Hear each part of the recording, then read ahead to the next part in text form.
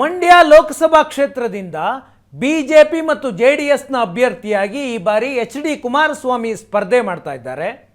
ಹಾಲಿ ಸಂಸದೆ ಸುಮಲತಾ ಬಿಜೆಪಿಯಿಂದ ಅಭ್ಯರ್ಥಿಯಾಗೋದಕ್ಕೆ ಬಯಸಿದ್ರು. ಆದರೆ ಮೈತ್ರಿಯ ಕಾರಣದಿಂದಾಗಿ ಮಂಡ್ಯ ಲೋಕಸಭಾ ಕ್ಷೇತ್ರವನ್ನು ಜೆಡಿಎಸ್ಗೆ ಬಿಟ್ಟುಕೊಡಲಾಗಿದೆ. ಕಳೆದ ಬಾರಿ ಜೆಡಿಎಸ್ ಮತ್ತು ಕಾಂಗ್ರೆಸ್ನ ಮೈತ್ರಿ ಅಭ್ಯರ್ಥಿಯಾಗಿದ್ದಂತಹ ನಿಖಿಲ್ ಕುಮಾರಸ್ವಾಮಿ ಸುಮಲತಾ ವಿರುದ್ಧ ಸೋಲನ್ನು ಕಂಡಿದ್ರು. ಈ ಬಾರಿ ಮೈತ್ರಿ ಅಭ್ಯರ್ಥಿಯಾಗಿ ಎಚ್.ಡಿ. ಕುಮಾರಸ್ವಾಮಿ ಸ್ಪರ್ಧೆ ಮಾಡ್ತಾ ಇದ್ದಾರೆ. ಈ ಸಂದರ್ಭದಲ್ಲಿ ಕುಮಾರಸ್ವಾಮಿ ಸುಮಲತಾ ಅವರ ಭೇಟಿಗೆ ಮುಂದಾಗಿದ್ದಾರೆ. ಲೋಕಸಭಾ ಚುನಾವಣೆಯಲ್ಲಿ ಸಮನ್ವಯ ಸಾಧಿಸುವುದಕ್ಕೋಸ್ಕರ ಸುಮಲತಾ ಅವರಿಂದ ಸಹಕಾರವನ್ನ ಎಚ್.ಡಿ. ಕುಮಾರಸ್ವಾಮಿ ಬಯಸ್ತಾ ಇದ್ದಾರೆ. ಆ ಕಾರಣಕ್ಕೋಸ್ಕರ ಸುಮಲತಾ ಭೇಟಿಗೆ ಎಚ್.ಡಿ. ಕುಮಾರಸ್ವಾಮಿ ಮುಂದಾಗಿದ್ದಾರೆ. ಸುಮಲತಾ ನನ್ನ ಅಂತಿಮ ನಿರ್ಧಾರವನ್ನ ಏಪ್ರಿಲ್ 3ನೇ ತಾರೀಕು ಪ್ರಕಟ ಮಾಡ್ತೀನಿ ಅಂತ ಹೇಳಿದ್ದಾರೆ.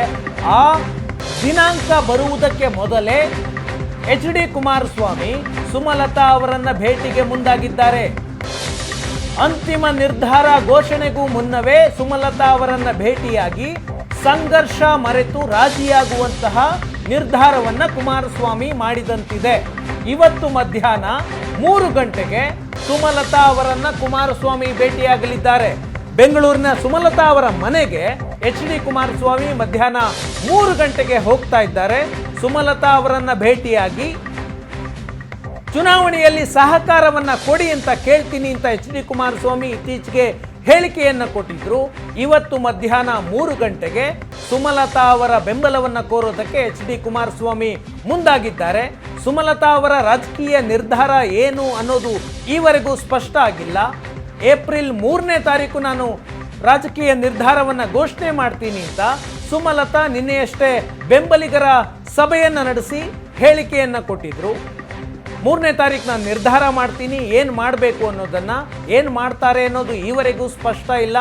ಆದರೆ ಸುಮಲತಾ ನಿನ್ನೆ ಒಂದು ಮಾತನ್ನ ಹೇಳಿದ್ರು, ನನಗೆ ಬೇರೆ ಬೇರೆ ಕ್ಷೇತ್ರಗಳಿಂದ ಚುನಾವಣೆಗೆ ನಿಲ್ಲಿ ಅನ್ನುವಂತಹ ಆಫರ್ ಬಿಜೆಪಿಯ ಕಡೆಯಿಂದ ಬಂತು. ಆದರೆ ನಾನು ರಾಜಕಾರಣ ಮಾಡುವುದಿದ್ದರೆ ಅದು ಮಂಡ್ಯದಲ್ಲಿ ಮಾತ್ರ, ಮಂಡ್ಯದ ಜನರಿಗಾಗಿ ಮಾತ್ರ ನಾನು ರಾಜಕಾರಣ ಮಾಡ್ತೀನಿ ಅಂತ ನಿನ್ನೆ ಬೆಂಬಲಿಗರ ಸಭೆಯಲ್ಲಿ ಹೇಳಿಕೆಯನ್ನು ಕೊಟ್ಟಿದ್ರು. ನಾನು ಏನು ನಿರ್ಧಾರ ಮಾಡ್ತೀನಿ, ರಾಜಕೀಯ ನಿರ್ಧಾರ ಏನು, ರಾಜಕೀಯ ಭವಿಷ್ಯ ಏನು ಅನ್ನೋದನ್ನು ಏಪ್ರಿಲ್ 3ನೇ ತಾರೀಕು ಘೋಷಣೆ ಮಾಡ್ತೀನಿ ಅಂತ ಬೆಂಬಲಿಗರ ಮುಂದೆ ಹೇಳಿದ್ರು. ಈ ಸಂದರ್ಭದಲ್ಲಿ ಬೆಂಬಲಿಗರು, ನೀವು ಕಳೆದ ಬಾರಿಯಂತೆ ಪಕ್ಷೇತರ ಅಭ್ಯರ್ಥಿಯಾಗಿ ನಿಂತ್ಕೊಳ್ಳಿ, ನಾವು ನಿಮ್ಮನ್ನು ಗೆಲ್ಲಿಸಿಕೊಂಡು ಬರ್ತೀವಿ ಅಂತ ಹೇಳಿಕೆಯನ್ನು ಬೆಂಬಲಿಗರು ಒತ್ತಾಯವನ್ನು ಮಾಡಿದರು. ಈ ಸಂದರ್ಭದಲ್ಲಿ ಸುಮಲತಾ ನಾನು ಏಪ್ರಿಲ್ 3ನೇ ತಾರೀಕು ನಿರ್ಧಾರವನ್ನು ಮಾಡ್ತೀನಿ ಅಂತ ಹೇಳಿದ್ರು. ಹಾಗಾದರೆ ಸುಮಲತಾ ಅವರ ನಿರ್ಧಾರ ಏನು? ಇವತ್ತು ಕುಮಾರಸ್ವಾಮಿ ಅವರು ಸುಮಲತಾ ಅವರನ್ನು ಭೇಟಿ ಮಾಡಿ ಸಹಕಾರವನ್ನು ಕೇಳೋದಕ್ಕೆ ಹೋಗ್ತಾ ಇದ್ದಾರೆ. ಒಂದು ರೀತಿಯಲ್ಲಿ ಸುಮಲತಾ ವರ್ಸಸ್ ಎಚ್.ಡಿ. ಕುಮಾರಸ್ವಾಮಿ ಅನ್ನೋದು ರಾಜಕೀಯದ ದ್ವೇಷದ ಸ್ವರೂಪವನ್ನು ಕಳೆದ ಚುನಾವಣೆಯಲ್ಲಿ ಪಡೆದುಕೊಂಡಿತ್ತು. ಈ ಬಾರಿ ಬಿಜೆಪಿ ಮತ್ತು ಜೆಡಿಎಸ್ ಮೈತ್ರಿ ಮಾಡಿಕೊಂಡಿದ್ದಾವೆ. ಸುಮಲತಾ ಚುನಾವಣೆಗೂ ಮುನ್ನವೇ ನನ್ನ ಬೆಂಬಲ ಬಿಜೆಪಿಗೆ ಅಂತ ಘೋಷಣೆ ಮಾಡಿದರು. ಬಿಜೆಪಿಯಿಂದ ಅಭ್ಯರ್ಥಿಯಾಗಿ ನಾನು ಮಂಡ್ಯದಲ್ಲಿ ಸ್ಪರ್ಧೆ ಮಾಡ್ತೀನಿ, ಮೊದಲ ಬಾರಿಗೆ ಮಂಡ್ಯದಲ್ಲಿ ಬಿಜೆಪಿ MP ಬರ್ತಾರೆ ಅಂತ ಸುಮಲತಾ ಮಾತನಾಡ್ತಿದ್ರು. ಆದರೆ ಬದಲಾದ ರಾಜಕೀಯದಲ್ಲಿ ಮಂಡ್ಯ ಲೋಕಸಭಾ ಕ್ಷೇತ್ರ ಜೆಡಿಎಸ್ ಪಾಲಾಗಿದೆ. ಜೆಡಿಎಸ್ನಿಂದ ಅಭ್ಯರ್ಥಿಯಾಗಿ ಸುಮಲತಾ ಅವರ ಇಷ್ಟು ದಿನಗಳ ಕಾಲ ಸುಮಲತಾ ಅವರ ಎದುರಾಳಿಯಾಗಿದ್ದ ಕುಮಾರಸ್ವಾಮಿಯವರೇ ಈ ಬಾರಿ ಅಭ್ಯರ್ಥಿ ಆಗ್ತಾ ಇದ್ದಾರೆ. ಈಗ ಸುಮಲತಾ ರಾಜಕೀಯ ನಿರ್ಧಾರ ಏನು? ಪಕ್ಷೇತರರಾಗಿ ಈ ಬಾರಿಯೂ ಕಣಕ್ಕಿಳಿತಾರಾ ಅಥವಾ ಸುಮಲತಾ ಅವರು ಎಚ್.ಡಿ. ಕುಮಾರಸ್ವಾಮಿ ಅವರಿಗೆ ಸಹಕಾರ ಕೊಡ್ತೀನಿ ಅಂತ ಘೋಷಣೆ ಮಾಡ್ತಾರಾ? ಮೈತ್ರಿ ಧರ್ಮವನ್ನು ನಾನು ಪಾಲನೆ ಮಾಡ್ತೀನಿ ಅಂತ ಹೇಳ್ತಾರಾ? ಸುಮಲತಾ ಅವರಿಗೆ ಬಿಜೆಪಿ ಹೈಕಮಾಂಡ್ನಿಂದ ಏನಾದರೂ ಭರವಸೆ ಸಿಕ್ಕಿದೆಯಾ? ತಮಗೆ ಸ್ಥಾನಮಾನ ಕೊಡ್ತೀವಿ ಅನ್ನುವ ಭರವಸೆ ಏನಾದರೂ ಸಿಕ್ಕಿದೆಯಾ? ಗೊತ್ತಿಲ್ಲ. ಏಪ್ರಿಲ್ 3ನೇ ತಾರೀಕು ತಮ್ಮ ನಿರ್ಧಾರವನ್ನು ಘೋಷಣೆ ಮಾಡ್ತೀನಿ ಅಂತ ಸುಮಲತಾ ನಿನ್ನೆ ಹೇಳಿದ್ದಾರೆ. ಸುಮಲತಾ ನಿನ್ನೆ ಏನು ಹೇಳಿದ್ದಾರೆ ಕೇಳ್ಕೊಂಡು ಬನ್ನಿ. ಮಂಡ್ಯ ಕೊಡಲ್ಲ, ಬೇರೆ ಕಡೆ ನಿಂತ್ಕೊಳ್ಳಿ ಅಂದ್ರೆ ಅವಕಾಶನ ಬಿಡ್ತಾರ? ಯಾರು ಬಿಡಲ್ಲ. ಮಂಡ್ಯ ಕ್ಷೇತ್ರ ನಮ್ಗೆ ಬರೀ ಒಬ್ಬ ರಾಜಕೀಯವಾಗಿ ನಮ್ಗಿರೋ ಸಂಬಂಧ ಅಲ್ಲ. ಮಂಡ್ಯ ಅಂದ್ರೆ ನಮಗೆ ಅದೊಂದು ಭಾವನೆ, ಅದೊಂದು ಪ್ರೀತಿ, ಅದೊಂದು ಅಭಿಮಾನ. ಬದಲಾದ ಒಂದು ರಾಜಕೀಯ ಪರಿಸ್ಥಿತಿ ನಿಮ್ಮೆಲ್ರಿಗೂ ಗೊತ್ತು.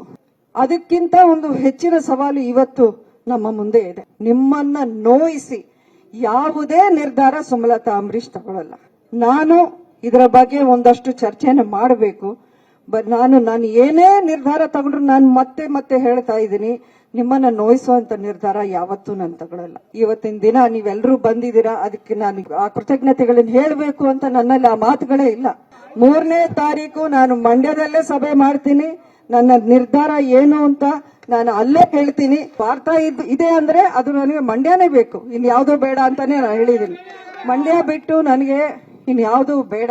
ಮಂಡ್ಯ ಸೀಟ್ನ ಬಿಜೆಪಿನೇ ಉಳಿಸ್ಕೋಬೇಕು ಅನ್ನೋಂತ ಒಂದು ಪ್ರಯಾಸ ಪಟ್ಟಿದ್ದಾರೆ, ಇಲ್ಲ ಅಂತ ಹೇಳಕ್ಕಾಗಲ್ಲ. ಆಗ ಈಗ ತಗೊಂಡಿರೋ ನಿರ್ಧಾರದಲ್ಲಿ ನಮ್ಮ ನಡೆ ಏನು, ನಮ್ಮ ಭವಿಷ್ಯ ಏನು, ನಮ್ಮನ್ನ ನಂಬ್ಕೊಂಡಿರೋ ಜನ, ನನಗೆ ಮೊದಲಿಂದಾನು ನಾನು ಪಕ್ಷದ ಮುಖಂಡರುಗಳಿಗೆ ಮಾತಾಡಿಸಿದಾಗ್ಲೂ ನನಗೆ ನನ್ನ ಭವಿಷ್ಯ ಮುಖ್ಯ ಅಲ್ಲ. ನಮ್ಮನ್ನ ನಂಬ್ಕೊಂಡು ನಾವು ಎಲ್ಲ ಬಿಟ್ಟು ಏನೇ ಹೆದರಿಕೆ ಬೆದರಿಕೆ ಬಂದ್ರೂ ಲೆಕ್ಕಿಸದೆ ನನ್ನ ಜೊತೆಲಿ ಇದ್ದವರೇ ಇವರೆಲ್ಲ. ಸೊ ಅವ್ರನ್ನ ಕಾಪಾಡಬೇಕಾಗಿರೋ ಒಂದು ಕರ್ತವ್ಯ, ಒಂದು ಜವಾಬ್ದಾರಿ ನನಗಿದೆ. ಖಂಡಿತ ಹೈಕಮಾಂಡ್ ಅವರು ಮಾತಾಡಿದಾಗ್ಲೂ ಅಥವಾ ನಿನ್ನೆ ವಿಜಯೇಂದ್ರ ಅವರು ಇಲ್ಲಿಗೆ ಬಂದಾಗ್ಲೂ ನಿಮಗೆ ಪಕ್ಷ ನಮಗೆ ನೀವು ಸಹಕಾರ ಕೊಟ್ರೆ ನಿಮಗೆ ಪಕ್ಷದಲ್ಲಿ ತುಂಬಾ ಉಜ್ವಲ ಭವಿಷ್ಯ ಇದೆ. ನಿಮಗೆ ಉನ್ನತ ಮಟ್ಟದಲ್ಲಿ ಸ್ಥಾನಮಾನ ಕೊಡುವಂತ ಒಂದು ಐಡಿಯಾ ಹೈಕಮಾಂಡ್ ಇಂದಾನೇ ನಮಗೆ ಸಿಕ್ಕಿದೆ. ಹಾಗಾಗಿ ನೀವು ಯಾವುದಕ್ಕೆ ನೀವು ಕನ್ಸರ್ನ್ ಆಗೋಕೆ ಏನು ಇರೋದು ಬೇಕಾಗಿಲ್ಲ. ನಾವು ಎಲ್ಲವನ್ನೂ ನೋಡ್ಕೋತೀವಿ. ನಿಮ್ಮ ಕಾರ್ಯಕರ್ತರನ್ನು ನಾವು ಕೈ ಬಿಡುವಂತ ಪ್ರಶ್ನೆ ಇಲ್ಲ. ಈ ಪಕ್ಷಕ್ಕೆ ಅನುಕೂಲ ಆಗುತ್ತಾ, ಇನ್ನೊಂದು ಪಕ್ಷಕ್ಕೆ ಅನುಕೂಲ ಆಗುತ್ತಾ, ಅಥವಾ ಆ ಲೀಡರ್ಸ್ ಪರ ಇರಬೇಕಾ ಅನ್ನೋದ್ರ ಬೇಸ್ ಮಾಡಿ ನಾನು ನಿರ್ಧಾರ ಮಾಡೋದಿಲ್ಲ. ಹೌದು, ಎಲ್ಲಾ ಪಕ್ಷಗಳಿಂದಾನೂ ನನಗೆ ಒಂದು ಫೋನ್ ಕಾಲ್ಸ್ ಬರ್ತಾ ಇದೆ, ಸಂಪರ್ಕ ಇದೆ. ಅದಕ್ಕಿಂತ ಹೆಚ್ಚಾಗಿ ನಾನು ಹೇಳಕ್ ಇಷ್ಟಪಡೋದು.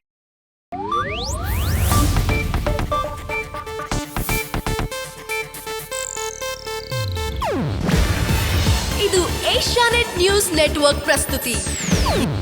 ನೀವು ನೋಡ್ತಿದ್ದೀರಾ ಏಷ್ಯಾನೆಟ್ ಸುವರ್ಣ ನ್ಯೂಸ್.